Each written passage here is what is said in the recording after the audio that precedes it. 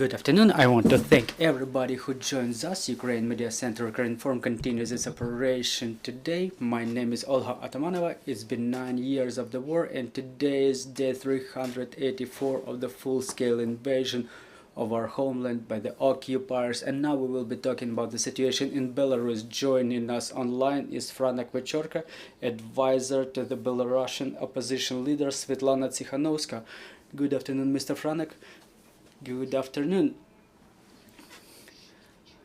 I propose to start our conversation with the latest international visits by Lukashenko.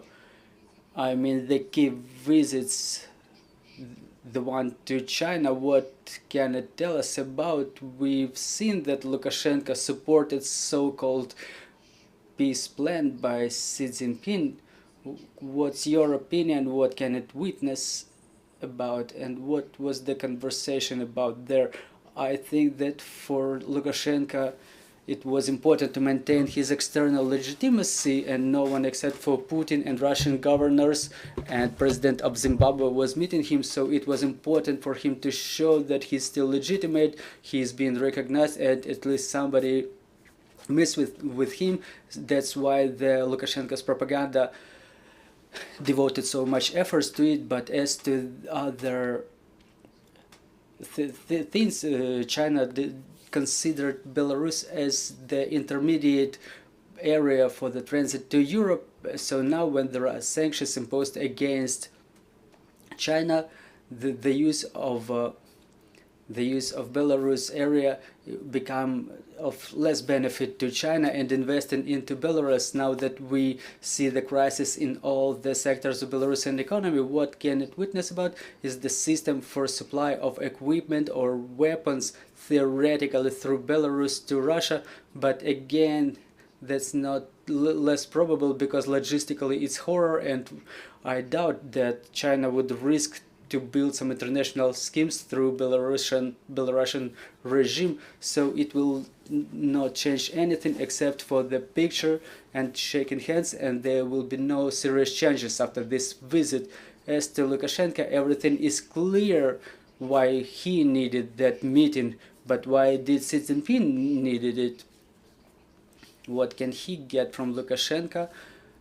What may be of interest to him, because I doubt that that meeting would have been possible. Shouldn't it have not been interesting for Xi Jinping or Chinese party? Well, it's a good question, but we see that China tries to play a mediator, a peacemaker between the global south, which becomes very important now in the context of food security and democratic world, Russia, Ukraine. So they try to pose as a third neutral party, and meeting with Lukashenko may be balanced by some conversation with President Zelensky. It could be a demonstration that we communicate with all the parties, and I cannot exclude that it could be a request by Putin to provide Lukashenko with some degree of legitimacy, or maybe that was a visit which was planned ahead. If you check the schedule of Xi Jinping, he keeps meeting all the world leaders, including of those from smaller and less important countries.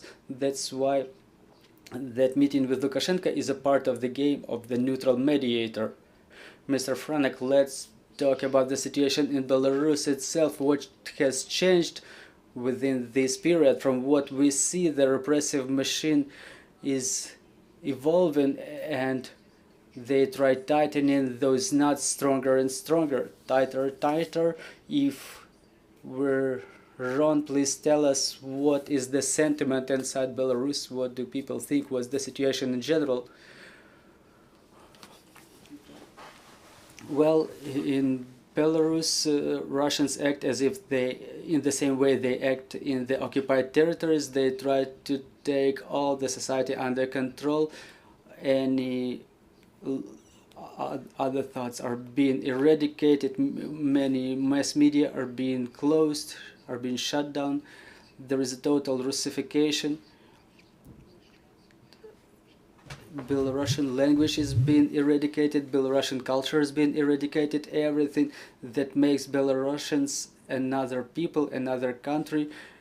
We see these policies of absorbing that Russia performs with the hands of Lukashenko. So if anybody thinks that Lukashenko tries to seem independent and he tries to counter Putin, he does everything that Putin requires from him. We observe a wave of arrests among government officials, law enforcement, the top level officials.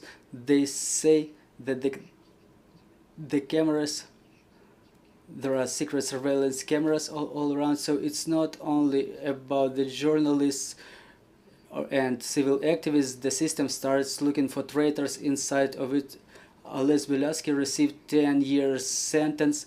This Tsikhanouskaya received a sentence of 15 years. Her husband was added more years until 18 years. The guerrillas got up to 24 years sentences, and on the daily basis they detain 15-20 people, and there are many women and children among them. Many people are being detained for their comments in TikTok and Instagram. There is a sentiment of terror, Stalin's time terror, and under conditions like that it's difficult to perform any protest activities, but many people joined guerrilla movements. And you remember a couple of weeks ago there was an attack on a Russian spy airplane A-50. It was accomplished by the same guerrillas. Unfortunately, we don't know about all the guerrillas attacks, we only know about the successful ones, but believe me, a lot more things are happening than are described in the mass media. Well, I'm sure you're in touch with civil rights activists who are still free there. Do you understand the scale of the repressions for the people and the number of people who are behind the bars? Well, it's about 1,500 people were recognized as political prisoners. More than 4,000 people are in prisons due to political motives. The real figure may be way bigger. Many people are not imprisoned, but they were sent to so-called chemistry, the forced works. They work in different hazardous industries, in plants or factories. They can be considered political prisoners too. Unfortunately, those people whose sentences already expired, they are being released in very bad health condition, and they cannot get any medical aid in Belarus, I mean, of the level they need, and the government forces them to immigration. So they are being deprived of the possibility of living normally, existing normally in the society. You mentioned Instagram, TikTok, and other social media which are available to us. Do we understand what's going on there? Is internet available there? Any Telegram channels, or everything is blocked and being monitored in Belarus? Well, the social networks are available, but they are being thoroughly monitored by KGB, and when a person leaves a comment or a light, it is being documented, and they will be most likely followed. And the KGB follows very thoroughly Telegram, and if you even install Telegram on your telephone, it's been considered the extremist social networks, and they can come for you even if you install it. And there are provocateurs working in Telegram. They even use such instruments as chat roulette, where people randomly connect through video chat with one another, and KGB provocateurs, they provoke people for some political conversations, and then special services come to their homes and they imprison people for those answers, even on those internal non-public platforms. So now we see that the regime learned some lessons from year 2020 when they did not control the media space, and now they focus on the total clearance to remove any free thinking in internet, in social networks, and those thoughts are being replaced by Russian propaganda. Well, we know that maybe the majority of Belarusian opposition is currently out of Belarus, so do you feel any persecutions around the world, including you? Yes, we do feel after the airplane with Roman Protasevich was captured, I mean the Ryanair airplane, we had to take all the security measures. We tried to verify all the people whom we work with, either on permanent or temporary basis, so you never know. We get information from Lithuania, from Poland, when there is a threat from special services. We cannot exclude it when the regime sends their political structures to emigration, but we live in constant fear that some agents may come to us, and we have to look for normal, sane, reasonable balance between security and trust. So we have to preserve this normal balance. We have questions on the floor. Nadia Yurchenko, Ukrinform, getting back to the international visits of Lukashenko. He is currently in Iran, you didn't mention it, and it's quite demonstrative. And Ukrainian experts expressed an opinion that he is the messenger of Putin during such visits. So to what extent does he work on Belarusian or Russian agenda during such visits? Well, Lukashenko already left Iran. His meeting was quite short there. I'm curious what the results of those negotiations will be, because the trade reduced maybe 10 times between Belarus and Iran. Maybe they were negotiating some cooperation in the military sector.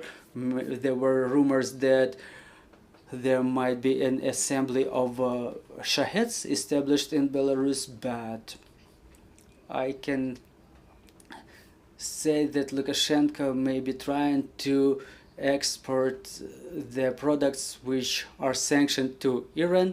We know that Iran was imposed secondary sanctions, and there is deficit of many products there, and Lukashenko doesn't have any option for selling those products. There is also issue with logistics, how to supply them from Belarus to Iran, but they will be looking for some way around, maybe by land or air, to arrange such supplies. Also, this visit was important for Lukashenko because that's a moment of recognition, so that nobody says that he is Putin's marionette in international arena. But I doubt he has any independence. The one thing, the only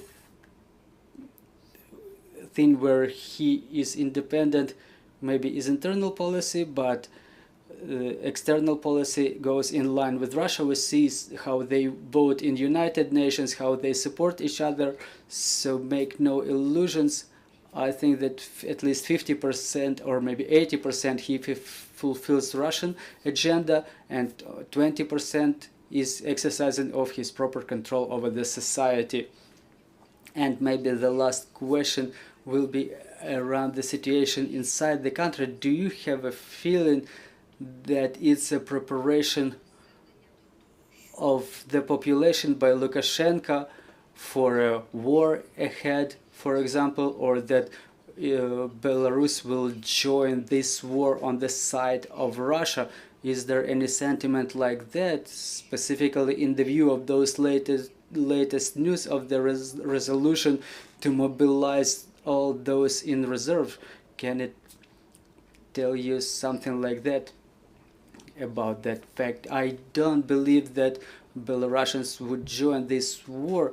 There were attempts to get them involved back in 2022, but those attempts were sabotaged, and there is a consensus in Belarusian society that they should not support Russia in this war. The mobilization measures, they are of a different effect. They are demonstrating loyalty to Russia. The fact that the Belarusians support Russia, but in fact there is no serious mobilization observed there. When there will be any change, we will find out about it anyway promptly. Thank you very much for this broadcast. I'm reminding you that joining us was Franak Viačorka, the advisor to the Belarusian opposition leader Sviatlana Tsikhanouskaya. Our team is preparing for the schedule for tomorrow. Bear with us, and glory to Ukraine.